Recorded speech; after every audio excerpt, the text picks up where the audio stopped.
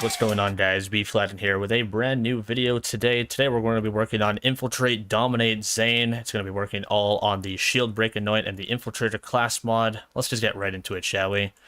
So today we're going to be looking at the blue tree and purple tree as our main, and we're going to be looking at the gear afterwards. So Cold Bore is one of the main skills of this build. Whenever you switch your weapons, you get bonus cryo damage of 200%. This thing is ridiculous.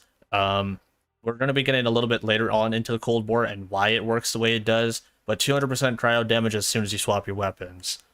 Violent speed and violent momentum are pretty standard. It's increased movement speed and also gun damage with your movement speed. Salvation, you only need 1 point for lifesteal.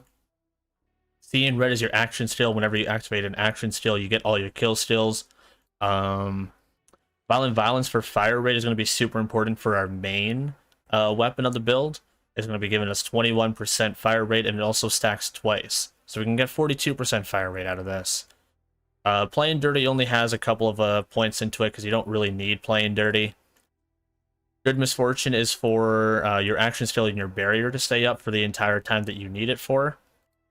And then finally, Death Follows Close for kill skills, and they gain increased effect and duration. Super, super good with this build. Into the purple tree, we have Deja Vu.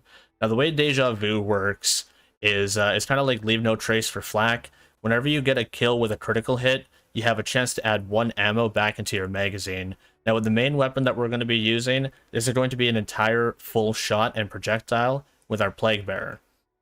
So Commitment and Headman's Hand are going to be our gun damage and our critical hit damage. These two work really hand in hand together. It's excellent. Fugitive is going to allow us to sprint and shoot at the same time, which is going to be a lot of our extra damage. And then finally, Domino effects for fire rate and reload speed. Perfect for this build. I do use Colder Shoulder, and I do use Proliferation with the Mantis Cannon in the purple tree as well. Green tree, Hardy Stock is super important for this build for 30% shields, and you'll see why in just a second. Ready for action with shield recharge rate and delay. And finally, Brain Freeze into 5 points so I can pick up All-Rounder. Charge Relay isn't really needed that much, but All-Rounder for our barrier is going to be perfect for our survivability. In the red tree, I go all the way up to Duct Tape Mod because Duct Tape Mod gives us immunity from your own guns and grenades. So like your self-splash damage, that stuff hurts. And because of the Plague Bearer that we're doing, grenades that are going to be getting thrown out, we get full immunity from that, just so we don't kill ourselves. Borrow time for action skill duration, and also mag size is going to allow us to get 1 extra shot from our Plague Bearer. That is the skill trees in full. Let's get right into our gear. So I use the Tizzy. You can use any sort of URAD weapon that you want, but this is just for fight for your life. More often than not, I don't use the Tizzy. I just use the Plague Bearer, and I can still revive off that pretty well. The Trevinator is a shotgun with splash damage on this particular one. It is a ×6, so this is ×2 of what the Trevinator normally is. Action Still End, you get 200% weapon damage, or splash damage, sorry. And it is a really heavy hitter for this build. The DNA got buffed recently. It is very, very good. On Action Still End, it also gets splash damage. And it also does... the DNA also does a ton of elements because it shoots different elements as well. And finally, our main weapon is the Plague Bearer. Radiation, action skill, and splash damage. This thing is going to hit super duper hard with our setup. Now, the main part of this build is going to be the Infiltrator. The Infiltrator that we got here rolled in splash and heavy weapon damage. We got this in under 10 runs on stream, and it was just perfect. The skill split doesn't really matter too much, but you want as much in the blue skill as possible because you get more for violent momentum. You get more gun damage the more that you move. We have the Madcap. Now this Madcap rolled in triple turtle parts, and holy shit does this thing hit hard. On shield break, the next shot deals 100% shield capacity as bonus amp damage. So whenever we break our shield, we get 100% of our capacity as amp damage on our next shot, which is our Plague Bearer. Now we're sitting at a total of a little over 300,000 shield. Let me just reset that really quick. A little over 300,000 shield. Because of all of that, that's all going to be going into the next shot of the Plague Bearer, and it's going to be hitting for all that damage with the amp from it. It's going to be including all the little projectiles that shoot out from the Plague Bearer as well, and not just the main blast. Yeah, 339,000. We have the epicenter for bonus shock damage. I'm not using this as a grenade at all. It's just shock damage. And finally, the lunacy. Now, the lunacy can roll in area of effect damage and action skill cooldown rate, so you can spam your cannon more. The area of effect damage goes with the splash and heavy weapon damage of the Plague Bearer very, very nicely. The unique interaction with the Infiltrator and the Madcap with shield break is this. Now, take a look at my shield really quickly. 339,720. This is the unique interaction with the class mod and the shield. Whenever we activate it, what's going to happen is that it's going to raise my shield all the way up to max, and then it's going to break it. So it goes all the way up to max, and then it breaks. All the way up to max, then it breaks. Which means that every single time we activate our action skill, we're going to be getting that extra amp shot every single time we activate an action skill.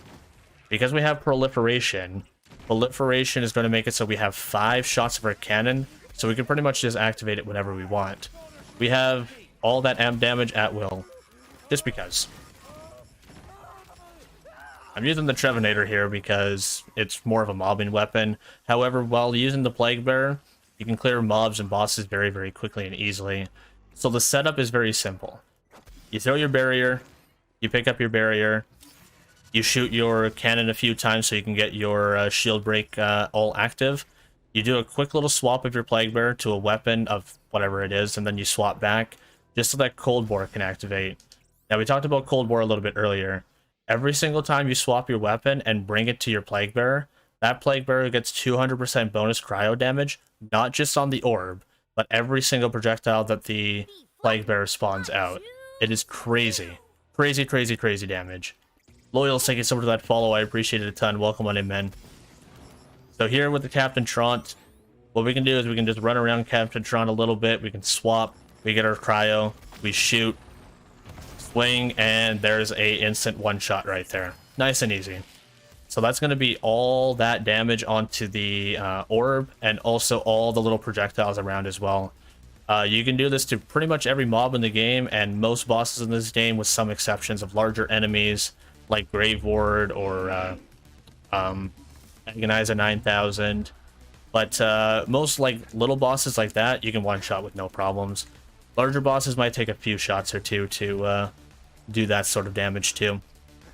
Now, the cool thing about Deja Vu in the purple tree is every single time you kill an enemy with a critical hit, you can add 1 ammo back into your magazine.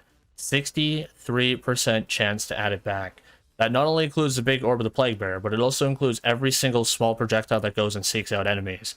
If that hits a crit for whatever means necessary and kills them, you have a 63% chance to add 1 more ammo back into your Plague Bearer, which is another full shot.